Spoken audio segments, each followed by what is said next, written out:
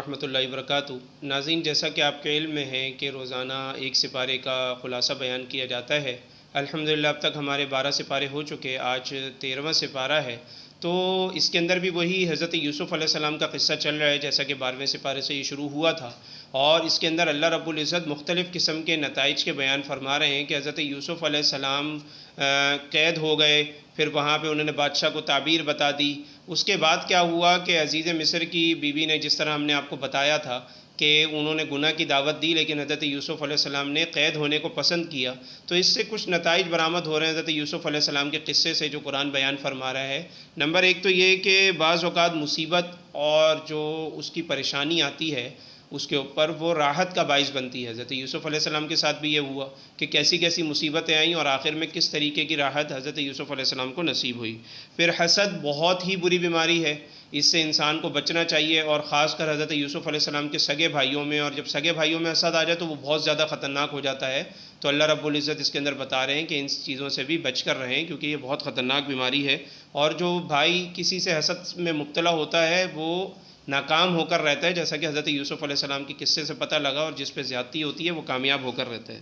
پھر اسی طریقے سے اچھے اخلاق، اعلیٰ اوصاف اور معاف کرنے کی صفت یہاں پر بیان ہو رہی ہے، جیسے حضرت یوسف علیہ السلام نے اتنی زیادتیوں کے باوجود بھی اپنے بھائیوں کو معاف کر دیا۔ پھر اسی طریقے سے عفت، امانت، پاک دامنی، حیا، یہ سب چیزیں بھی حضرت یوسف علیہ السلام کے قصے سے واضح ہیں۔ پھر اسی طریقے سے اللہ تعالیٰ پر ایمان، کہ اللہ تعالیٰ پر ایسا ایمان تھا حضرت یوسف علیہ السلام کا کہ جتنی بھی مصیبتیں آئیں وہ کبھی اللہ تعالیٰ سے مایوس نہیں ہوئے۔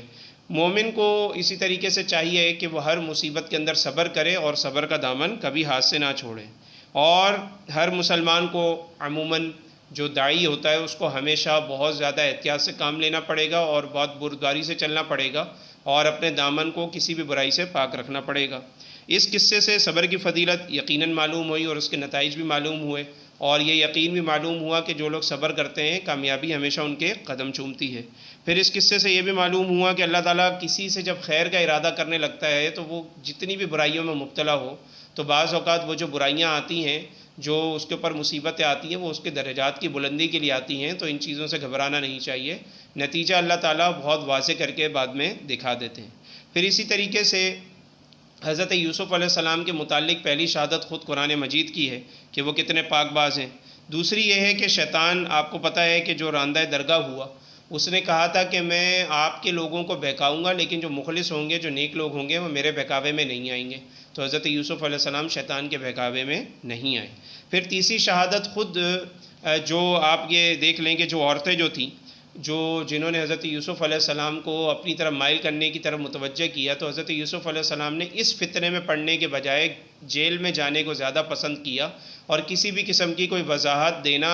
کوئی اپنے لیے کوئی ضروری نہیں سمجھا کہ میں وضاحت دوں، کسی کو دیتا پھروں، تو انہوں نے یہ چیز بھی ضروری نہیں سمجھی۔ چوتھی چیز یہ ہے کہ عزیز مصر نے خود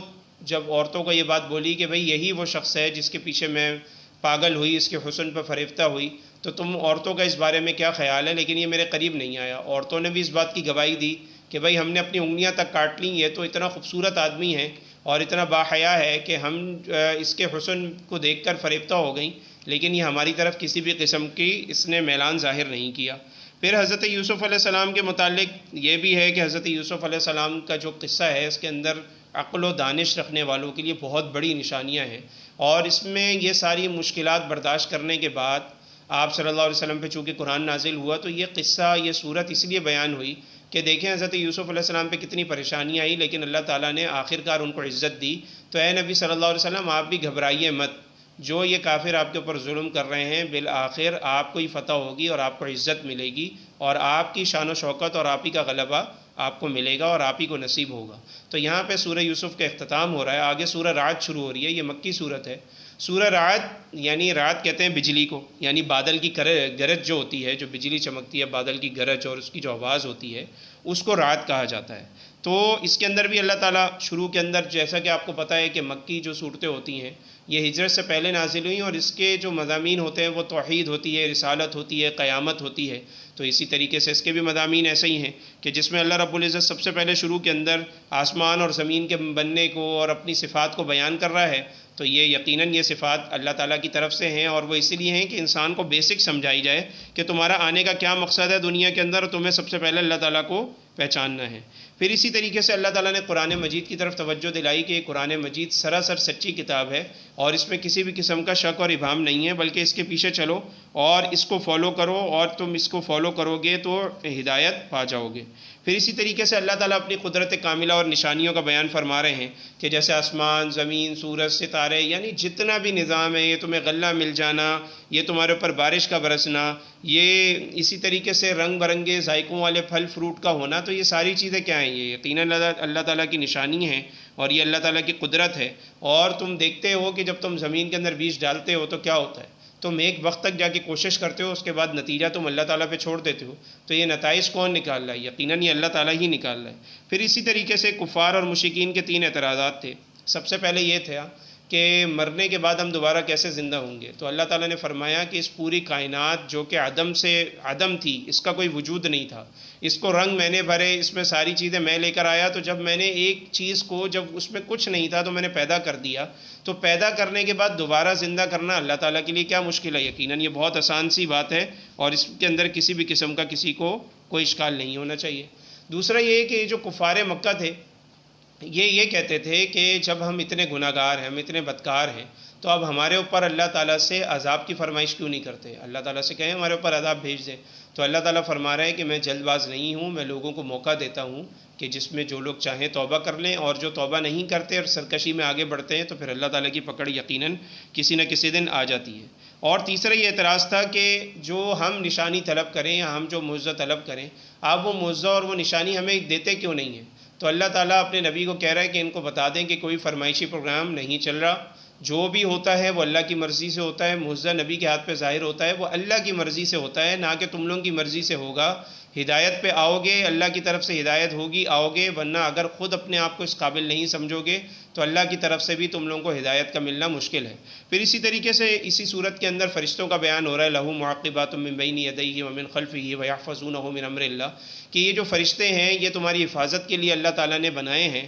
اور جو تمہارے ہر طرف ہوتے ہیں اور تمہاری حفاظت کرتے ہیں۔ تو روایات سے یقیناً یہ بات پتہ لگتی ہے کہ اللہ تعالیٰ نے فرشتے بنائے جو ہماری حفاظت کرتے ہیں، روزی روٹی کا انتظام کرتے ہیں، حتیٰ کہ جب کوئی گناہ کی طرف مبتلا ہونے لگتا ہے کوئی شخص، تو یہی فرشتے ہوتے ہیں جو انسان کے دل میں ڈر اور خوف پیدا کرتے ہیں، اور اگر وہ انسان پھر بھی فرشتوں کے نہیں سنتا اور ان کی جو دل میں بات ہوتی ہے اس کو نہیں سنتا، تو پھر جب وہ گناہ کر لیتا ہے تو پھر وہ اس چیز تک وہ دیکھتے ہیں کہ کاش یہ توبہ کر لے اور ہمیں اس کے معاملے کو نہیں لکھنا پڑے۔ لیکن اگر وہ توبہ نہیں کرتا تو یقیناً وہ لکھ لیتے ہیں کہ بھئی اس سے یہ گناہ ہو گیا۔ اگر وہ توبہ کر لیتا ہے تو پھر وہ نہیں لکھتے، یا لکھا ہوا بھی اللہ کی قدرت کاملہ سے مٹ جاتا ہے اور فرشتے اس چیز کو بھول جاتے ہیں۔ پھر اسی طریقے سے فرشتوں کے بعد اللہ تعالیٰ اس کے اندر حق اور باطل کی مثال دیتے ہیں کہ یہ جو آسمان سے بارش برستی ہے نا، تو اس میں بہت زیادہ کوڑا کرکٹ جو ہے جمع ہو جاتا ہے، اور آگ پر جب کسی دھات کو یا کسی سونے کو یا کسی بھی دھات کو جو قیمتی دھات ہوتی ہے، جب اس کو پکایا جاتا ہے تو اس کا جو اس کے اندر سے جو نکلنا ہوتا ہے مال، وہ جو اصل چیز جو ہوتی ہے وہ کند کر سامنے آ جاتی ہے، یعنی سونا کھل کے سامنے آ جاتا ہے، اور جو اس کے اندر کا جو کچرا ہوتا ہے یا جو اس کے اندر جو زائد چیز ہوتی ہے وہ الگ ہو جاتی ہے اور اصل چیز سامنے آ جاتی ہے۔ تو اللہ تعالیٰ کہہ رہا ہے حق اور باطل کی یہ مثال ہے کہ جب آسمان سے بارش برس رہی ہے تو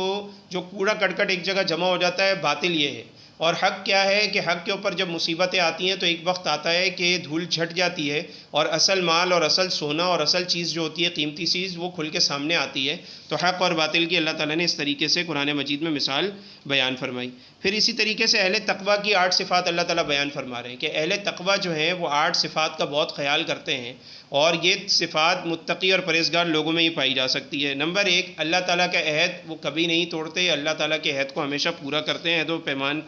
کی کبھی بھی عہد شکنی نہیں کرتے۔ نمبر 2، جن رشتوں کو اللہ تعالیٰ نے جوڑنے کا حکم دیا ان کو جوڑ کے رکھتے ہیں اور ان کو کبھی بھی نہیں توڑتے۔ نمبر 3، اپنے رب سے ڈرتے رہتے ہیں۔ نمبر 4، برے حساب کتاب سے ہمیشہ گھبراتے رہتے ہیں اور ڈرتے رہتے ہیں۔ نمبر 5، اللہ تعالیٰ کی رضا کے معاملے میں صبر کرتے ہیں، یعنی اللہ تعالیٰ کا جس معاملے میں یعنی اللہ تعالیٰ کی رضا ہوتی ہے اس میں ہمیشہ صبر کر کے رکھتے ہیں۔ نمبر 6، نماز قائم کرتے ہیں۔ ہمیشہ نماز کی پابندی کرتے ہیں، جیسے دوسری جگہ فرمائے ان الصلاۃ کانت علی المؤمنین کتابا موقوتا، یعنی وقت مقررہ کے اوپر نماز پڑھتے ہیں اور سستی نہیں کرتے۔ اور اللہ تعالیٰ کا جو دیا ہوا مال ہے، نمبر 7، اللہ تعالیٰ کے دیے ہوئے مال میں سے خفیہ اور اعلانیہ طور پہ خرچ کرتے رہتے ہیں۔ نمبر 8، برائی کا جواب بھی اچھائی سے دیتے ہیں، یعنی کسی کی برائی کے مقابلے میں اتنی زیادتی نہیں کرتے کہ وہ زیادتی پکڑ کا باعث بن جائے اس شخص کی، ایسا نہیں کرتے، بلکہ برائی کا جواب بھی اچھائی سے دینے کی کوشش کرتے ہیں۔ اور آخر میں اللہ تعالیٰ بتا رہا ہے کہ سورت کے آخر میں کہ یہ جو لوگ تعصب کرتے ہیں اور یہ کہتے ہیں کہ جی جو یہ آپ جو چیزیں لے کر آئے ہیں ہم ان چیزوں کو نہیں مانتے، تو اللہ تعالیٰ کہہ رہا ہے کہ ان کو کہہ دیں کہ بھائی میری ان باتوں کے اوپر اللہ تعالیٰ گواہ ہے، تمہیں آخرت کے دن پتہ لگ جائے گا، اگر تم نہیں مانتے نہیں مانو، آخرت کے دن تمہیں ان سب باتوں کا پتہ لگ جائے گا۔ تو آگے سورہ ابراہیم شروع ہو رہی ہے، اصل میں اس میں حضرت ابراہیم علیہ السلام کی دعا کا ذکر ہے جو اس سورت کے اختتام پر آئے گا، اس کی وجہ سے اس کا نام سورہ ابراہیم رکھا گیا۔ تو اللہ تعالیٰ، یہ سورت بھی حروف مقطعات سے شروع ہوتی ہے اور اس میں اللہ تعالیٰ عربی زبان کی فصاحت بیان فرما رہے ہیں کہ یہ قرآن مجید ہم نے عربی زبان میں ہی نازل کیا۔ تو عربی زبان کی یقیناً بہت زیادہ اہمیت ہے، علماء اکرام نے اس کو سیکھنے کی بھی ترغیب دی ہے، جیسا کہ حدیث شریف میں آیا ہے کہ یہ جو زبان ہے اس سے 3 وجہ سے محبت کرو۔ نمبر 1، قرآن مجید عربی میں نازل ہوا۔ نمبر 2، عربی زبان بھی، میری زبان بھی عربی ہے۔ نمبر 3، اہل جنت کی زبان بھی کیا ہوگی؟ عربی ہوگی۔ اسی لیے حضرت عمر رضی اللہ تعالیٰ عنہ بھی عربی زبان سیکھنے کی ترغیب دیتے تھے۔ تو جہاں پر ہم دوسری زبانیں سیکھنے کی کوشش کرتے ہیں تو ہمیں چاہیے کہ ہم ترجیحی بنیادوں پر عربی زبان بھی سیکھیں۔ پھر اسی طریقے سے اللہ تعالیٰ اس کے اندر ایمان کی مثال اور اچھے کلمے کی مثال شجرہ طیبہ سے دے رہے ہیں کہ وہ جو شجرہ طیبہ ہوتا ہے اس کی جو جڑیں ہوتی ہیں وہ نیچے ہوتی ہیں اور وہ اس کی جو لمبائی ہوتی ہے وہ بہت اوپر تک جاتی ہے۔ تو علماء نے اس سے مراد کھجور کا درخت لیا ہے کہ جس کی بہت مضبوطی ہوتی ہے اور کسی بھی قسم کی ہوائیں اس کو کوئی نقصان پہنچانے کی یعنی سوچ بھی نہیں سکتی، کیونکہ اس کو کوئی نقصان پہنچ ہی نہیں سکتا، وہ اتنا مضبوط تنا ہوتا ہے اس کا۔ اور برے درخت کی مثال ظاہر ہے برا کلمہ جو ہوتا ہے وہ ناپاک کلمہ برے درخت کی مثال ہے کہ جس کی جڑیں بھی مضبوط نہیں ہیں اور نہ ہی کوئی اس کی بلندی ہے، بلکہ وہ کسی بھی وقت کسی بھی ہوا سے، تیز ہوا سے یا کسی بھی آندھی طوفان سے بہت جلد گرنے والا ہے۔ تو اللہ تعالیٰ اس کے اندر برے لوگوں کی مثال برے کلمے کی اور اچھے کلمے کی مثال درخت سے دے رہے ہیں۔ پھر اسی طریقے سے حضرت ابراہیم علیہ السلام نے جو دعائیں مانگی کہ جی یا اللہ، جب وہاں پر بستی بن گئی اور وہاں پہ حضرت اسماعیل علیہ السلام اور لوگ آباد ہو گئے تو اللہ تعالیٰ نے وہاں پر حضرت ابراہیم علیہ السلام نے جو دعائیں مانگی اللہ تعالیٰ نے اس کو قرآن میں بیان فرمایا کہ حضرت ابراہیم علیہ السلام نے جو دعا مانگی وہ امن کی دعا مانگی، رزق کی دعا مانگی کہ بھائی یہ 2 چیزیں، ایک تو امن قائم ہو جائے اور دوسرا روزی روٹی میں میری مخلوق کے لیے، میری جو ذریت ہے اس کے لیے فراوانی ہو جائے۔ تو اس کے اوپر اللہ تعالیٰ نے ان کو یہ سب چیزیں دیں اور ان کو بتایا کہ بھائی آپ ان سب چیزوں کو مجھ سے مانگیں، اور اس کو بیان بھی فرمایا کہ جی یہ سب چیزیں ہوئیں اور حضرت ابراہیم علیہ السلام نے ایسے دعا مانگی۔ پھر اسی طریقے سے تمام لوگوں کو اللہ تعالیٰ اس کے اندر خبردار کر رہا ہے کہ وہ اپنے معبود کو پہچان لیں اور نصیحت حاصل کرنے کی طرف ہمیشہ توجہ رکھیں، اور جو نصیحت سے اور برے رستے کی طرف جو رستے جا رہے ہیں ان سے بچ کے رہیں اور جہنمیوں کے رستے پہ نہ چلیں، اور اگر وہ جہنمیوں کے رستے پہ چلیں گے تو اسی آخری بات کے اندر یعنی اسی آخری رکوع کے اندر اللہ تعالیٰ نے ان کی سزائیں بھی مقرر کی ہیں کہ جہنمی کس طریقے کا لباس ہوگا اور کس طریقے سے ان کو پریشانی ہوگی۔ تو ہماری اللہ رب العزت سے دعا ہے کہ جو کچھ ہم نے سنا اللہ رب العزت ہمیں اس پہ عمل کرنے کی توفیق عطا فرمائے۔ وآخر دعوانا ان الحمد للہ رب العالمین۔